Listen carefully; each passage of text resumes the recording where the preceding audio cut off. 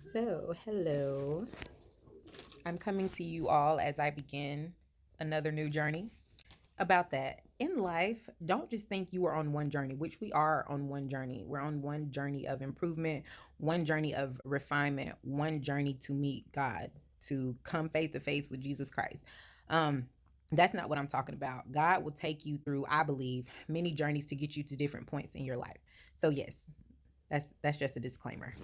So this new journey that I am speaking about is spiritual refinement, spiritual growth, awakening, coming into my higher self, just really shredding things off of me, accepting me for me, loving me, the mistakes, everything, but really just walking into my infinite self, like who I am, unapologetically, and not in a prideful way, just in an accepting way, so I can be who God has called me to be, without shame, without trying to be like someone else. So, I'm going to speak about the physical piece first. I believe that in order to get to the higher level in every aspect of your life, like holistically, mentally, spiritually, emotionally, physically, you have to tackle all of them at a certain level because they all connect. It's introspection. They're all intertwined. So, back in 2019, December 2019, I made a huge change in my life. Um, I came off an AGR program that I was in for over 3 years, 3 years and 4 months to be exact, in Chicago. So before this, I had already took the big move to move away to Chicago. Like, I'm a small town country girl, and I moved away to Chicago for over 3 years. I've been deployed to Afghanistan twice, so I was away from my family for real for the first time. Of course, when I joined at the age of 18 years old in the military, but away when I went to Afghanistan at the age of 19, and then I deployed again. But this was the second time that I was really away from them, on the civilian side for such an extended period of time. So, during that year, 2016, when I accepted the contract to go AGR, during that year, I lost a close friend to me, very near and dear, in 2016. And a few months later, I moved to Chicago to take this contract.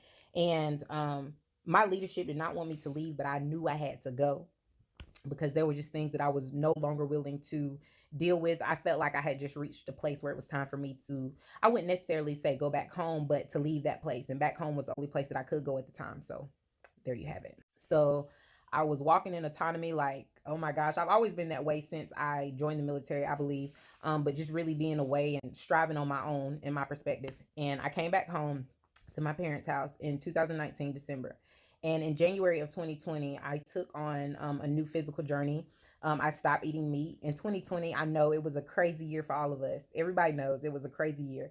And so we all experienced things, on a personal level, a very intimate level, and also on a global level. We experienced things that were very, tremendous. Like, it was tumultuous, y'all. It was tumultuous out here in these streets, okay? But 2020 was very just, it was something for me because, me being back home after that long time of being away. Um, I went to Jamaica. So I went out of country for the first time that was on leisure, not, due to the military. So I went to Jamaica. I turned 30 in 2020. I went horseback riding for the first time. I jumped out of an airplane, y'all. I became extremely attracted to sunflowers. So 2020 had its high highs and low lows, but it was a transformative year for everyone, I believe.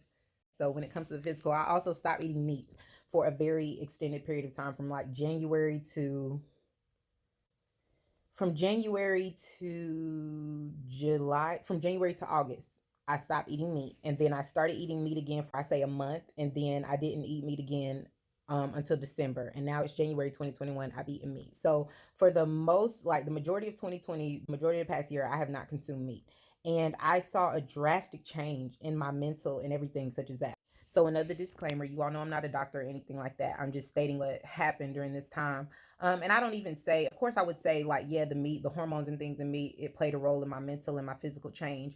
But it was just the fact that it was some sort of high level change in my life. I've been eating meat all my life. I love bacon. Okay. I love bacon even to this day. If I never eat meat again, I can tell you that I will always say I love me some bacon. But okay, I decline.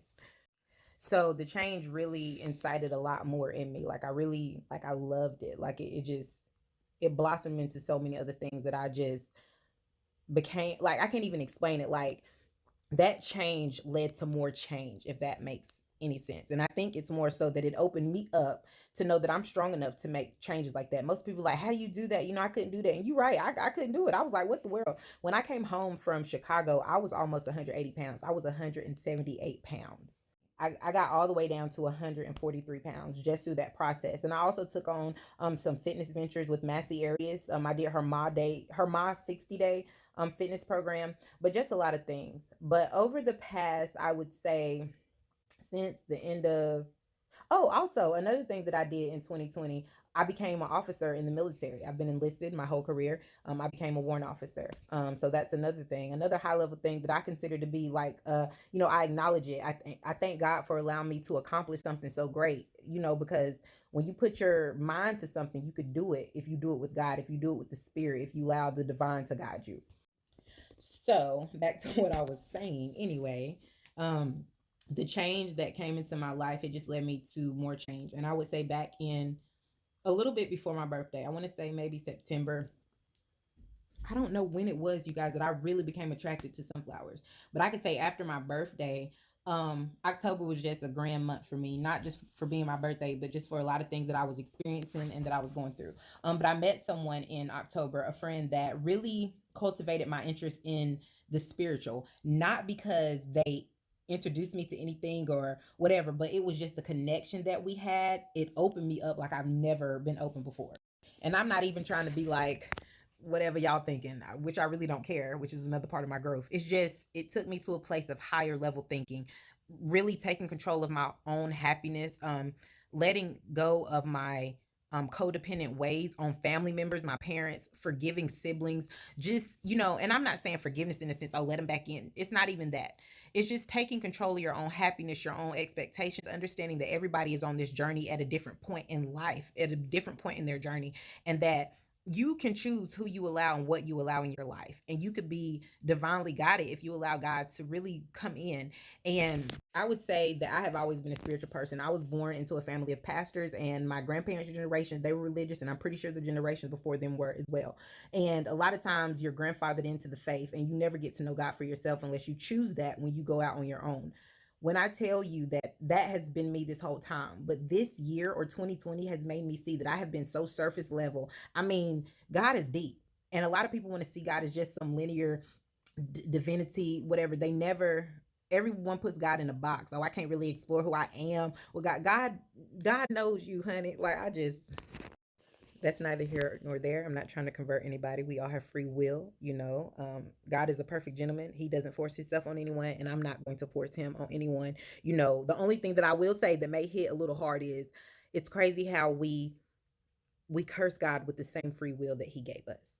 And it's not even the sense, even if you venture off, I'm not encouraging anyone to do that or going against my own faith or anything like that. What I'm saying is get to know God for yourself, get to know spirituality and the divine for yourself. Even if you venture into places where you're like, okay, I don't know, like scared or trying to come out of tradition, anything, you will be blissfully happy. Like, I don't even know if that makes sense. You will be blissfully aware. I don't know. You get what I'm saying. And if you don't, whatever. But you will be happy that you did.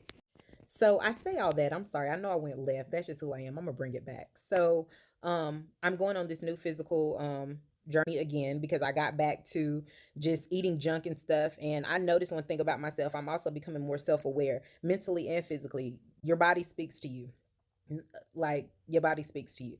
And so I got back to eating junk and doing things, and I noticed how my mood changes and how my focus and things change. So I'm going to start a juice cleanse. It is currently January, let me see, hold on, what date is it?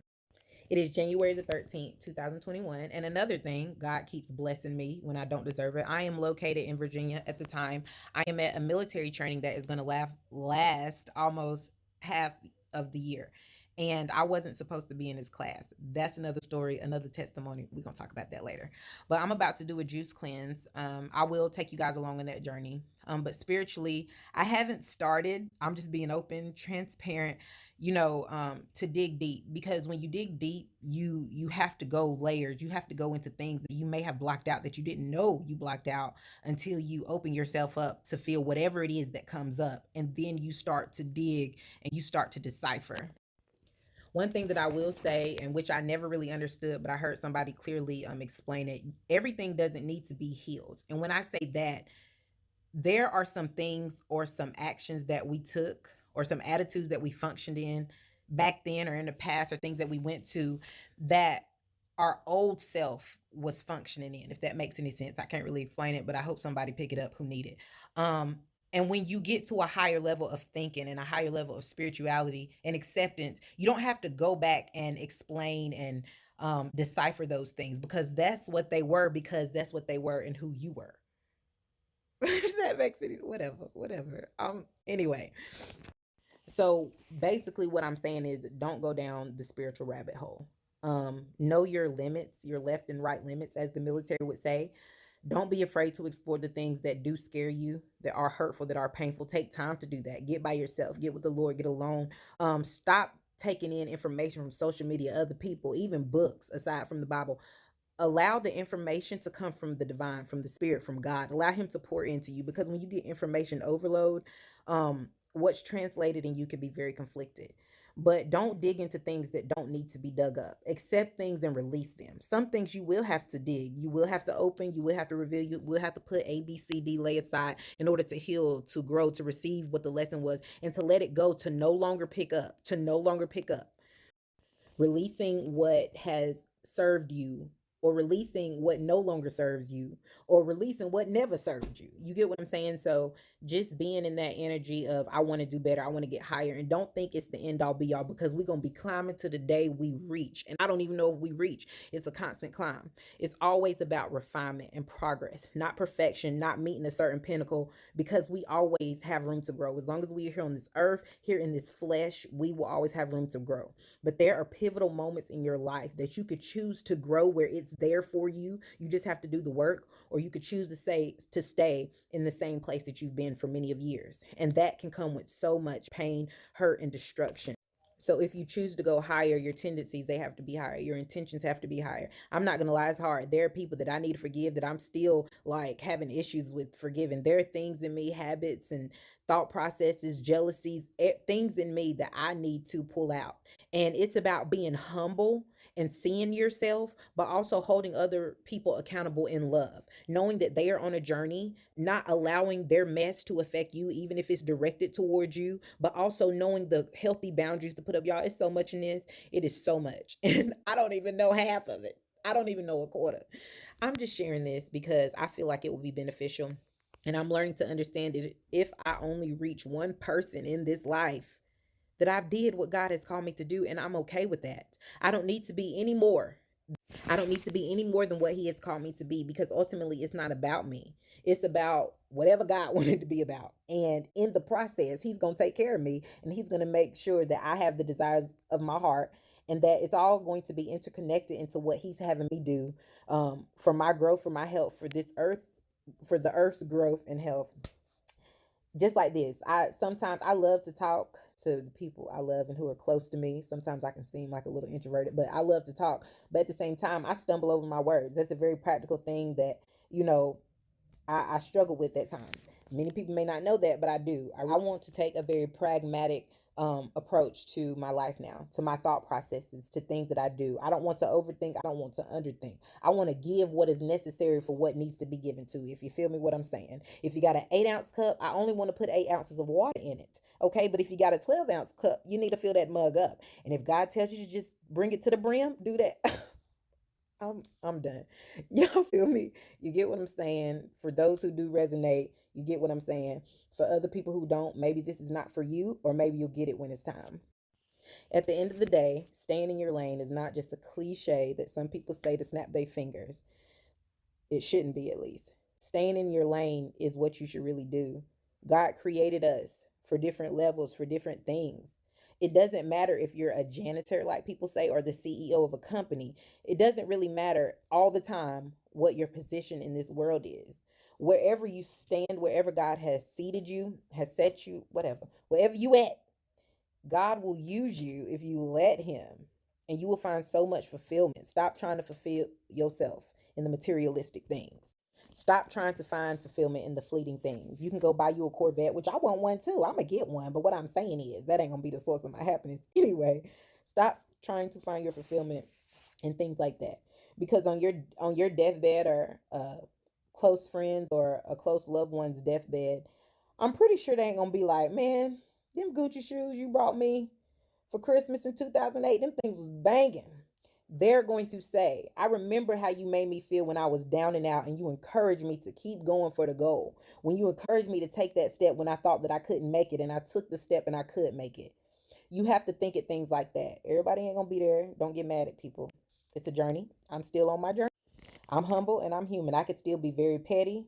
I could still be unforgiving, which I don't claim. I pray to God that I'm easy to forgive and I'm slow to anger, just as the word of God says, smart, doing it in the way that God has called us to do it, not allowing people to stump over you time after time after time again. But you feel where I'm going.